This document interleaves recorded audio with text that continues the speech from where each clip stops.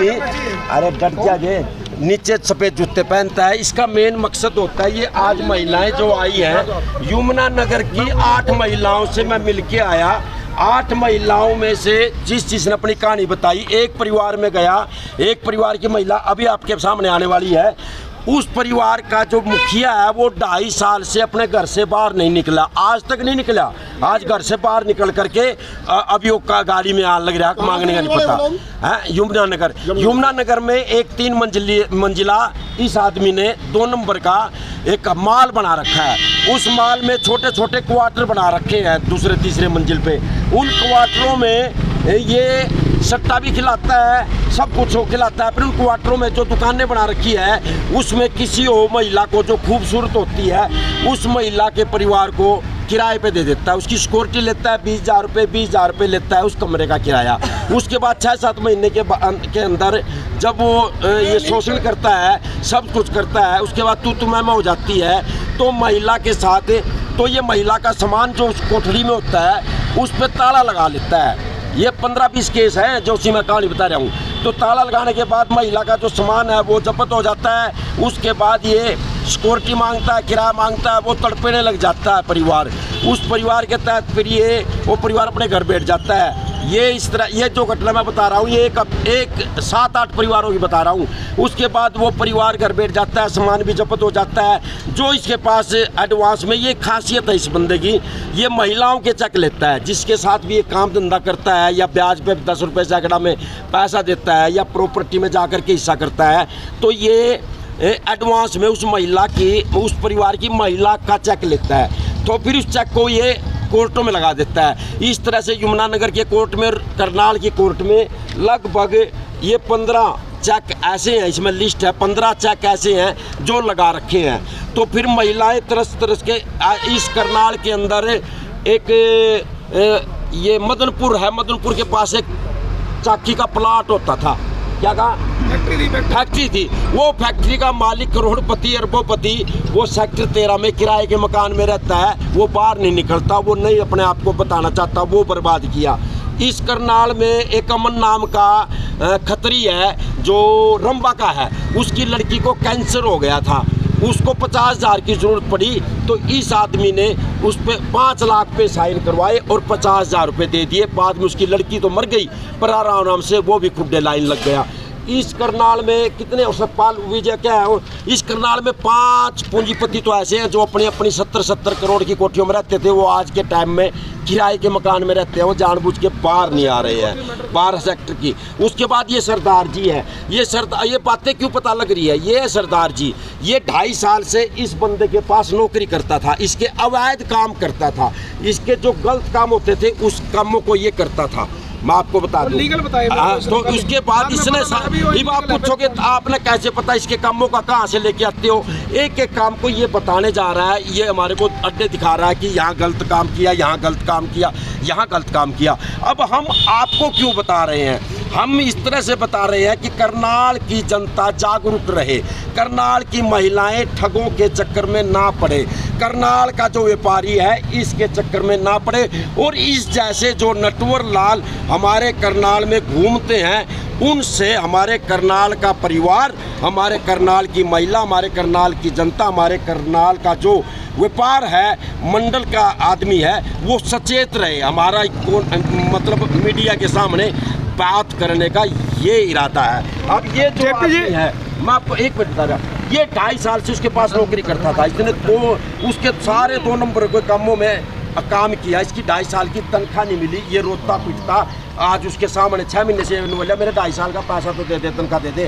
कोई तनख्वाह ना मिलने के बाद ये 6 महीने से घूम रहा था कुकरे कुकर, इसका पर्दाफाश हो, इसके मन में गिलानी हुई है कि मैंने गलत काम किए हैं। तो यहाँ ऐसे अब मैं क्या बताऊँ, कोई सामने नहीं आता। अभी सामने 2 मिनट में एक महिला, 2-3 महिलाएं जो आ रही हैं ना, आंखों में आंसू आ जाते हैं, क्योंकि जिस परिवार का मुखिया कमरे के अंदर रहता हो 2.5 साल से, वो क्या परिवार होगा।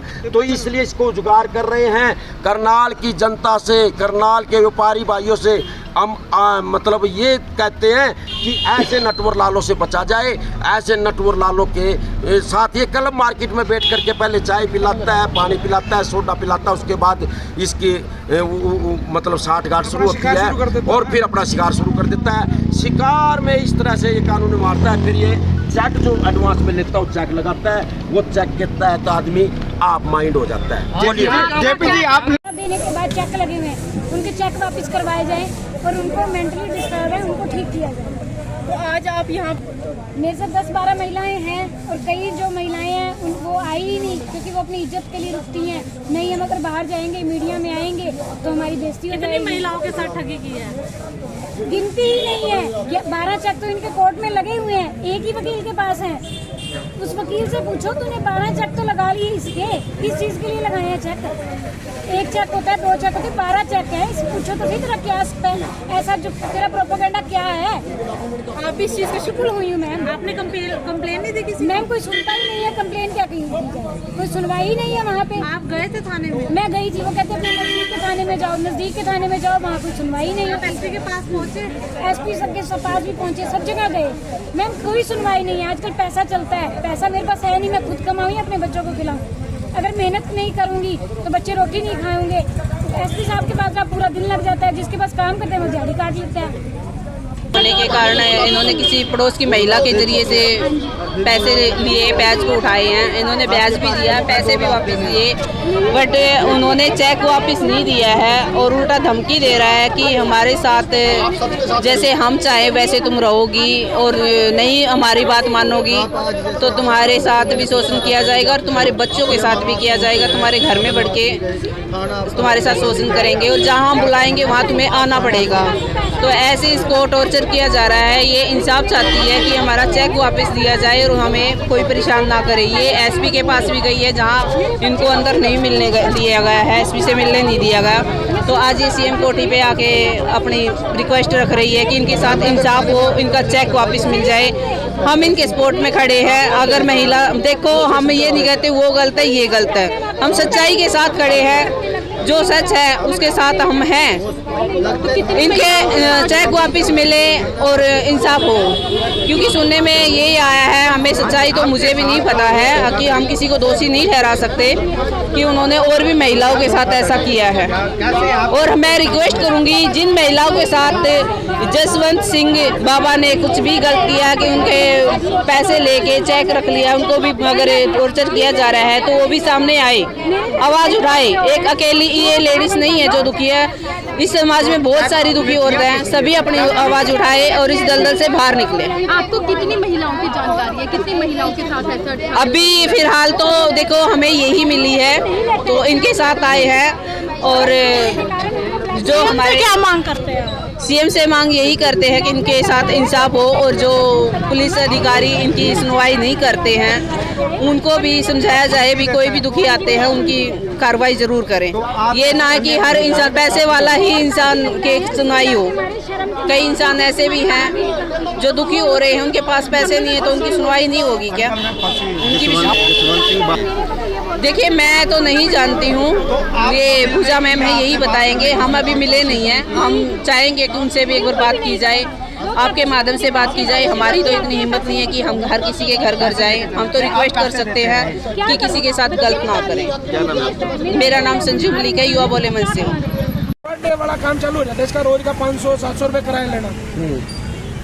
पहले दिन अभी काम किसका चलेगा, 15 दिन महीना नहीं चलता, बेटा बेटा बेटा करके चलता रहता है। उसके बाद इसका कार्रवाई चालू हो जाती है। जब उसको देता है ना किराए पे तो उनसे एक सिक्योरिटी चेक ले लेता है। या तो आप मेरे को इसकी पगड़ी दे दो, नहीं पगड़ी देते तो सिक्योरिटी चेक दे दो। सिक्योरिटी चेक ले लेता है उनसे।